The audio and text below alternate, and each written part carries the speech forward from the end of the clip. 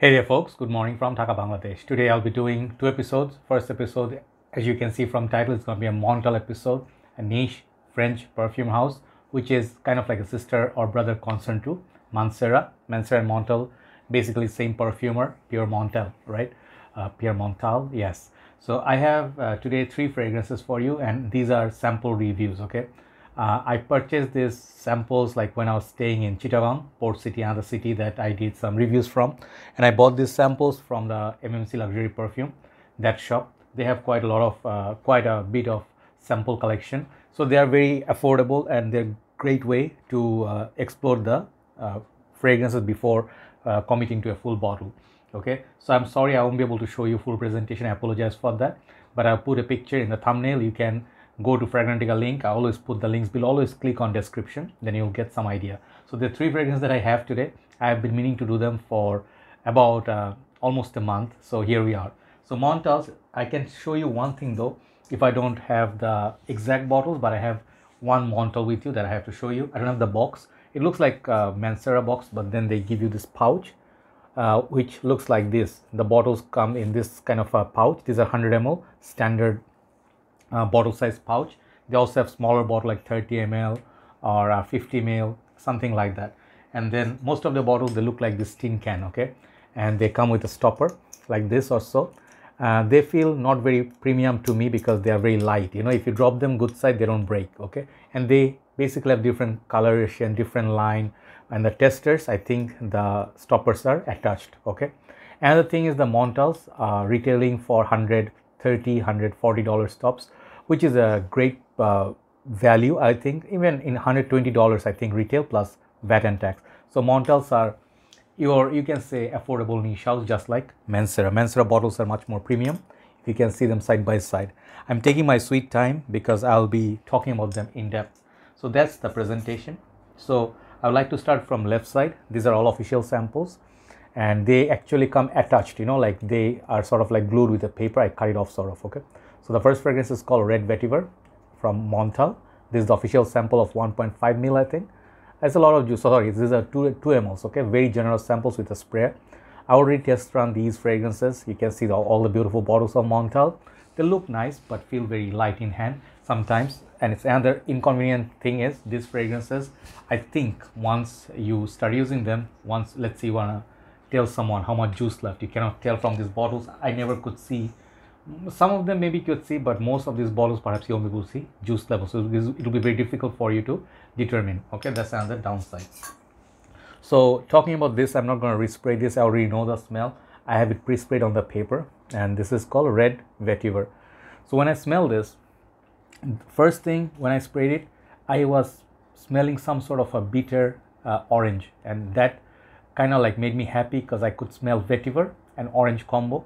And at first I could not tell what I was smelling. Okay, this definitely morphed into something that's more familiar territory. When I looked at Fragrantica, my suspicion was right, but there is a little bit twist. Okay, so this fragrance basically is similar to a very popular perfume called Terre d'Hermès EDT.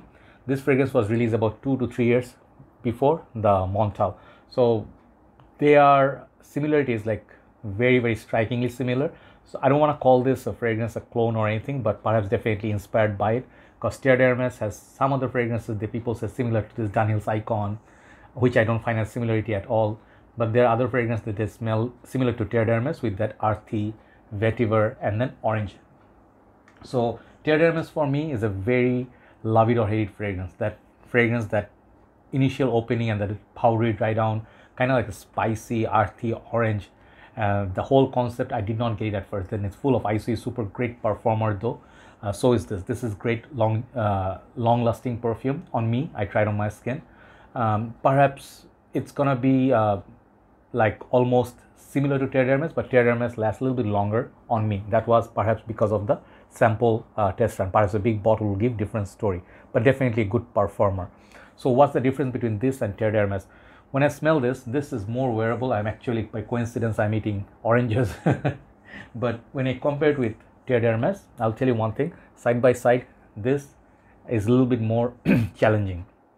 This perfume right here, it's similar ballpark to Encre Noir, which is also kind of challenging to wear, not a beginner's fragrance. This one, on the other hand, I think the The smell on the paper, it's less bitter, less harsh, less powdery, less earthy version of Terre d'Hermes. It's more wearable. It's a juicy kind of orange appeal.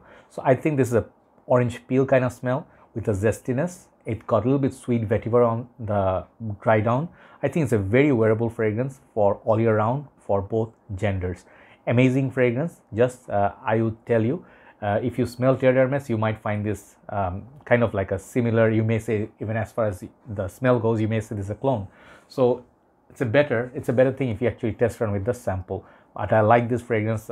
If you ask me, I like it over Terre d'Hermes in terms of the scent profile. It's more wearable. But completely, I will give credit to Terre d'Hermes because this is a masterpiece through and through, and this perfume deserves the credit for all the fragrance that smell similar to this. So overall, I'll rate this fragrance 8 out of 10. Good quality fragrance. This is called Red Vetiver. This is the first one. That's an all year round wearable fragrance. Second one, this fragrance is pretty nice, but I think this is not my cup of tea. But anyway, this fragrance is called Intense Roses Musk. Okay, this is the fragrance. So I think there's one fragrance called Roses Musk, and this other one perhaps is Intense Rose. I could be wrong. I pretty much am positive I smelled this DNA before. It's a syrupy, man, this fragrance is so jammy, rose. Anyway, same thing, samples, they put the same picture in every single sample. So it's kind of, you know, confusing. They don't put exact picture of the bottle, but I already put a picture on the cover photo. So this is the sample of 2 ml. This fragrance is kind of like, on me, it's similar to something like Mancera's Roses Vanille. There's another fragrance called Roses Greedy, and I think Velvet Vanilla. These 3 perfumes, if you know, vanillic, rosy, kind of like also Delina exclusive. If you love those fragrances, musky, vanillic, rose, this is similar to those. Okay, it's very sweet, very fruity. I think there's a pear note somewhere there. Very fruity up top. Think of like Herba Pura mixes with Delina. Okay, this is what you get. But the main player here is that sweet, jammy rose. I can almost imagine the rose jam. You know, if there's such a thing that, you know, you have the jam for strawberry, raspberry. Imagine they made a jam from roses, you know, which is edible, which is sweet. This is exactly the kind of smell you get from it. Amazing rose smell. This fragrance smells like the rose garden. Very authentic rose note, very pleasant, but do not put too much, you'll get a headache. I think this fragrance will do really well on women. It's very pretty, okay? But at the same time, roses are kind of like guys' nemesis, okay? Men, when they smell rose, they compliment women, you know, like other people. But when they wear it on themselves, like if it becomes too floral, they start finding themselves too pretty, which is a no-no for most of the dudes who are like, you know, like masculine man. This is not the most masculine fragrance out there. But if you love fragrances like soapy rose, kind of like a smell like Lyric Man by Amouage, Cartier Declaration d'un Soir, you may try this. It's a nice perfume, but it reminds me of those fragrances that I mentioned. It's a nice little sweet gourmand fragrance, can be worn, mostly should be worn in colder months. I think this will be really great. Summer, wear less sprays, okay? Just go 1 to 2.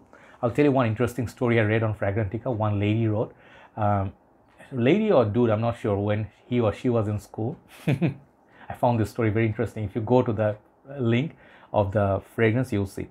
When the dude went or the girl went to the school, he or she was wearing 4 or 5 sprays of it.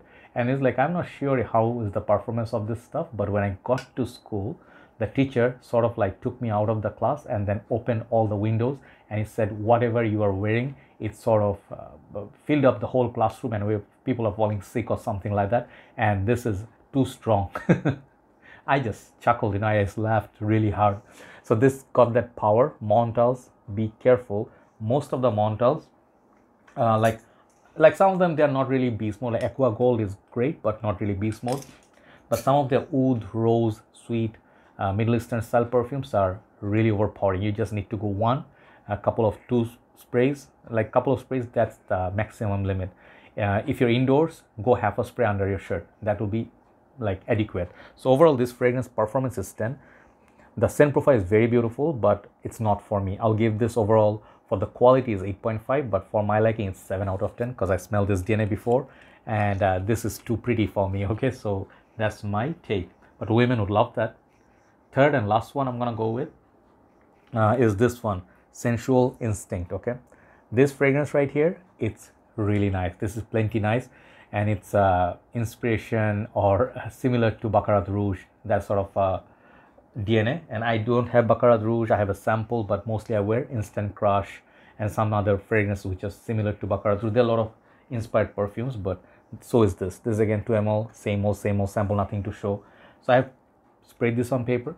Man, this perfume, it's strong. This has got that sugary candy floss, perhaps I don't know what else is in there. It's like a lot of sugar.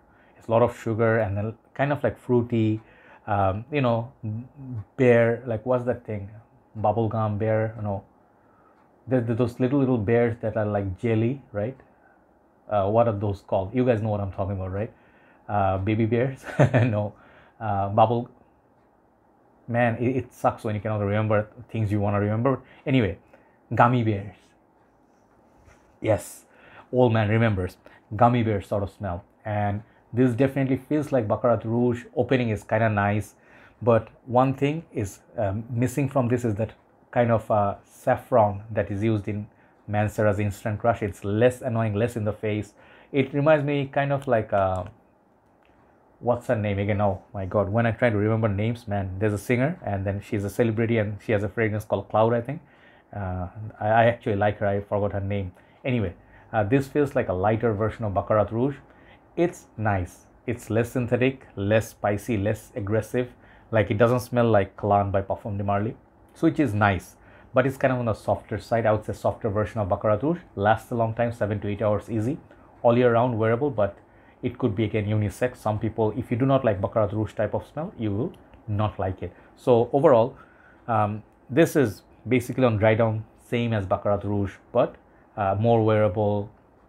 More or less, it's a clone of Baccarat Rouge, and some people may not like it. If someone sees it from Montale, they may not like it, but if you smell this, that's what this one is. Okay, I was wrong. It's strong.